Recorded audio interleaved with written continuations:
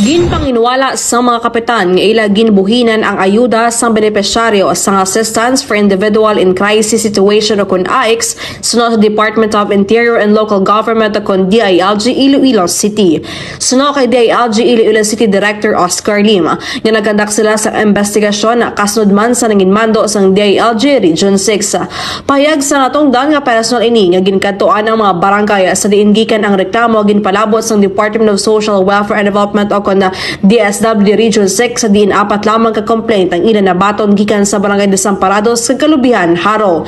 Dugang pa sang direktor nga ang reklamong ilan na baton ang panareho lamang nga nagapamangkot kun bala dapat pa ibalik sa barangay ang porsyon sang ilang nga ayuda. Ginakatingalahan manilim nga asa 75 ka benepisyaryo gikan sa Kalubihan, Haro, isa lamang ang nagareklamo kag himatapas sang kapitana. Amo man sa Barangay Desamparados nga masorba isa ka gatos ka benepisyaryo apang tatlo lamang ang nagpalabot sang reklamo. Taling tagtuan namon is Desamparados and Kalubihan.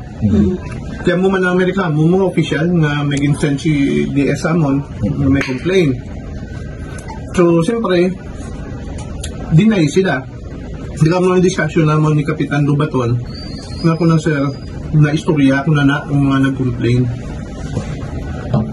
Wala sila nakuhaan sa kwarta.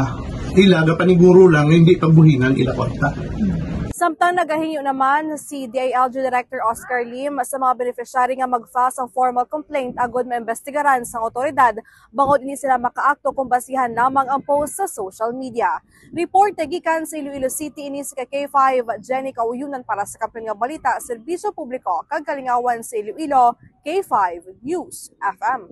Ang ining nga balita ang ginadulong sa inyo sang DTX Coffee Mix. Himo sa natural nga sangka pareho sa amarkuso, chia seeds, the sugared cane extract powder. DTX Coffee Mix. Nakakapi ka na, naka-detox ka pa. DTX Coffee Mix. Mabakal sa mga butika.